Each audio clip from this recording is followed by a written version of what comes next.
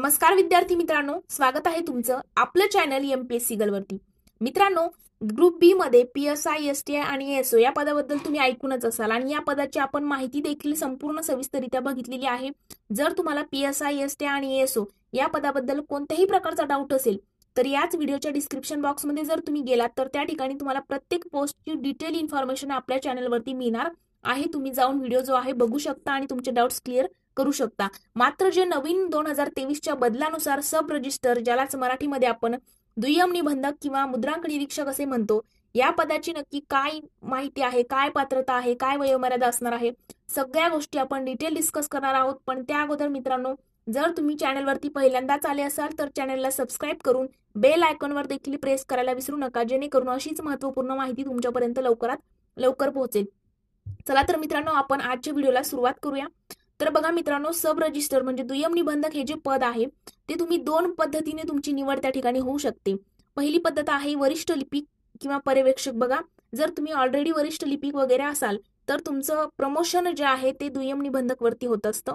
आणि दुसरी पद्धत आहे डायरेक्टली तुम्हाला दुय्यम निबंधक म्हणजे सब रजिस्टर हे पद मिळवायचं असेल तर तुम्हाला एमपीएससीच्या थ्रू म्हणजे महाराष्ट्र पब्लिक सर्व्हिस कमिशन, राज्य लोकसेवा आयोगाच्या थ्रू एक्झाम घेतली जाते.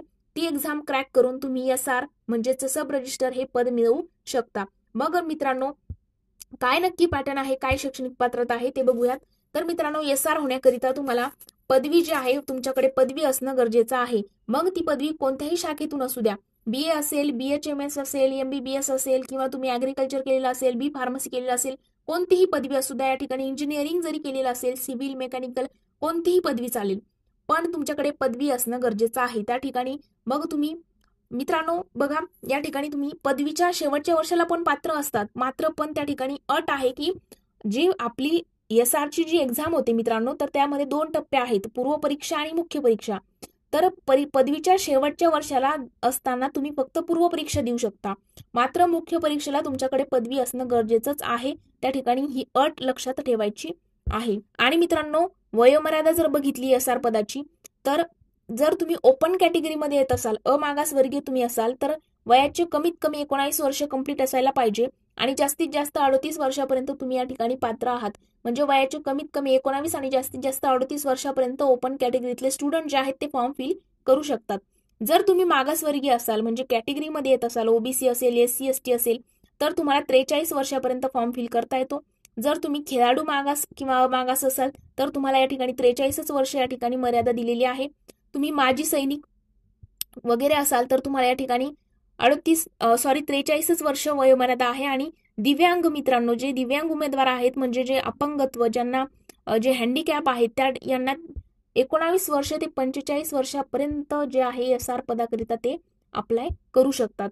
आता एसआर जे पद आहे मित्रांनो, तर तुमचं नोकरीचं ठिकाण कुठे असणार आहे, तर तालुक्याच्या ठिकाणी तुम्हाला कोणत्याही, बघा महाराष्ट्रामध्ये 36 जिल्ह्यातल्या कोणत्याही तालुक्याच्या ठिकाणी तुम्हाला नोकरी करावी लागू शकते.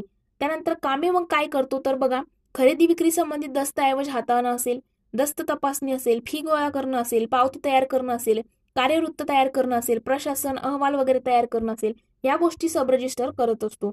आणि सब रजिस्टरचं प्रमोशन जे आहे ते ज्येष्ठता आणि त्याच्या पात्रतेनुसार उपमुद्रांक अधीक्षक या पदावरती होत असतं. कोणतं? उपमुद्रांक अधीक्षक या पदावरती त्यांचं प्रमोशन होतं. आणि मित्रांनो, वेतन जे आहे एसआर पदाला 38,600 ते 1,22,800 रुपयापर्यंत त्यांचं वेतन आहे. स्टार्टिंग 38,600 आहे. आणि अधिक महागाई भत्ता आणि नियमाप्रमाणे इतर देय भत्ते सुद्धा एसआरला मिळत असतात. मग नक्की एसआर होण्याकरिता कोणती परीक्षा द्यायची आहे, तर बघा, एमपीसीच्या थ्रू गट ब आणि गट क संयुक्त पूर्व परीक्षा द्यायची आणि नंतर मुख्य परीक्षा द्यायची असते. आता बघा मित्रांनो, गट 2023च्या नवीन बदलानुसार एसआर सब रजिस्टर हे पद जे आहे ते ग्रुप बी मध्ये ऍड झालेलं आहे. पीएसआय, एसटीआय, एएसओ सोबत ग्रुप बी मधलं हे पद आहे. तर मित्रांनो, तुम्हाला 2 टप्पे आहेत, पूर्व परीक्षा आहे, मुख्य परीक्षा आहे. पूर्व परीक्षा जी आहे तुमची गट ब आणि गट क अशा टोटल 10 पोस्ट करिता एकच पूर्व परीक्षा होते. ती पूर्व परीक्षा तुम्हाला बघा, पूर्व परीक्षा ही 100 गुणांची असेल. त्या 100 मध्ये तुम्हाला 100 प्रश्न विचारले जातील. काय?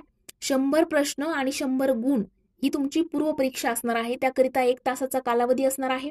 आणि पूर्व परीक्षेला निगेटिव्ह मार्किंग देखील लागू आहे. त्यासोबत वस्तुनिष्ठ बहुपर्यायी म्हणजेच मल्टिपल चॉईस क्वेश्चन्स या ठिकाणी पूर्वपरीक्षेला विचारले जाणार आहेत. पूर्वपरीक्षेला 8 विषय असतात. राज्यशास्त्र, इतिहास, भूगोल, त्यानंतर अर्थशास्त्र आहे, अंकगणित, बुद्धिमत्ता आहे, चालू घडामोडी आहेत, सामान्य विज्ञान आहे. हे विषय सगळे पूर्वपरीक्षेला असणार आहेत. आणि मुख्य परीक्षा जी आहे ती एकूण 400 गुणांची असते. त्यामध्ये 2 पेपर असतात. पहिला पेपर मराठी इंग्रजी असतो. दुसरा पेपर तुमचा सामान्य क्षमता चाचणी असतो. म्हणजे काय, पूर्वपरीक्षेला जे कोणते 8 विषय होते ते सगळे तुमच्या हे सेकंड पेपरला मुख्य परीक्षेला ऍड झालेले असतात. आणि मित्रांनो, पहिला पेपर जो आहे मुख्य परीक्षेचा, बघा मुख्य परीक्षेला 2 पेपर. पहिला मराठी इंग्रजी विषयांचा 50-50 प्रश्न, 100-100 गुण, म्हणजे टोटल 200 गुणांचा पहिला पेपर आणि 200 गुणांचा दुसरा पेपर. दुसऱ्या पेपरला 100 प्रश्न, 200 गुण. म्हणजे या ठिकाणी एक गोष्ट लक्षात घ्यायची आहे की पूर्व परीक्षेला एका प्रश्नाला 1च गुण आहे, मात्र मुख्य परीक्षेला एका प्रश्नाला 2 गुण दिले जातील. पण दोन्हीकडे तुम्हाला निगेटिव्ह मार्किंग लागू आहे, हे या ठिकाणी विसरायचं नाही. ओके, परीक्षेचा पॅटर्न जरी सेम असला तरी निगेटिव्ह मार्किंग दोन्हीकडे लागू आहे. आणि पूर्व परीक्षा तुमची 100च गुणांची असेल, मात्र मुख्य परीक्षा तब्बल 400 गुणांची असेल. आणि नंतर SR पदाला कोणत्याही प्रकारची शारीरिक चाचणी वगैरे नाही, त्यासोबत तुमची मुलाखत वगैरे काहीच होणार नाहीये. तुम्ही फक्त पूर्व मुख्य परीक्षा क्रॅक करायची आणि तुम्हाला डायरेक्टली तुमची जॉईनिंग होत असते. ट्रेनिंग वगैरे कोणत्याच गोष्टी SR पदाला नाहीत. आणि मित्रांनो, त्यासोबत बघा वेतन तर आपण बघितलेलं आहे, पण SR पद जे आहे, तर SR पदाची आता जागा वगैरे जर बघितल्या आपण तर बघा कट ऑफ जो आहे तो PSI, STI वगैरे आणि ASO पेक्षा थोडासा हाय असतो SR पदाचा. ओके, जागा खूप कमी असतात. 40-50 जागा दरवर्षी SR पदाच्या येत असतात. व्हॅकन्सी जर आपण बघितलं, भरपूर जण कमेंट सेक्शन मध्ये विचारतात व्हॅकन्सी किती आहे वगैरे. दरवर्षी वेगवेगळे आहेत, पण ऍव्हरेज तर 50च्या आतमध्येच तुमचे SRचे जे पद आहेत ते असतात. आणि मित्रांनो, त्यानंतर आणखी जर बघितलं तर मराठी भाषेचं ज्ञान तुमच्याकडे असणं गरजेचं आहे SR पदाकरिता. आता SR पदाचा आपण परीक्षेचा पॅटर्न वगैरे सगळ्या गोष्टी समजून घेतलेल्या आहेत. जर तुम्हाला पूर्व आणि मुख्य परीक्षेचा डिटेल सिलेबस हवा असेल, म्हणजे हे जे विषय आहेत त्या विषयाकरिता नक्की काय वाचायचं आहे, बुक लिस्ट जर हवी असेल, तर याच व्हिडिओच्या डिस्क्रिप्शन बॉक्समध्ये पूर्व आणि मुख्य परीक्षेचा डिटेल सिलेबस सांगितलेला आहे. सोबत बुक लिस्ट म्हणजे काय, कोणती पुस्तके वाचायची ते सुद्धा आपण डिटेल डिस्कस केलेलं आहे. जर तुम्हाला व्हिडिओ पाहिजे असेल तर याच व्हिडिओच्या डिस्क्रिप्शन बॉक्समध्ये गेला तर त्या ठिकाणी तुम्हाला लिंक त्या ठिकाणी दिसणार आहे. तिथे जाऊन तुम्ही अभ्यासक्रम सुद्धा डिटेलमध्ये बघू शकता. तर हा असा पॅटर्न जो आहे तो मित्रांनो SR पदाचा असणार आहे. जर या व्हिडिओ नंतर पण तुम्हाला कोणत्याही प्रकारचा डाऊट हा दुय्यम निबंधक बद्दल असेल तर तुम्ही कमेंट सेक्शन मध्ये विचारू शकता, किंवा मग आपल्या चॅनलच्या अबाउट सेक्शन मध्ये जर तुम्ही गेलात तर त्या ठिकाणी माझ्या पर्सनल इंस्टाग्राम अकाउंटची लिंक मी दिलेली आहे. त्या ठिकाणी जाऊन तुम्ही मला तुमचे डाऊट जे आहे विचारू शकता. पर्सनली मेसेज करून तुम्हाला प्रत्येक प्रश्नाचं उत्तर त्या ठिकाणी दिलं जाईल. आणि जर वाटत असेल की नेक्स्ट व्हिडिओ आम्हाला या पोस्टवरती हवा आहे किंवा इथे ते डाऊट आहे, अभ्यासक्रमात डाऊट आहे, एखाद्या विषयात डाऊट आहे, तेही कमेंट सेक्शनमध्ये सांगा. तुम्हाला नेक्स्ट व्हिडिओ लगेच बनवून त्या ठिकाणी तुमचं सोल्युशन मिळणार आहे. तर आज आपण इथेच थांबणार आहोत. जर व्हिडिओ आवडला असेल तर व्हिडिओला लाईक, कमेंट आणि तुमच्या मित्रांसोबत शेअर करायला विसरू नका. Thank you so much.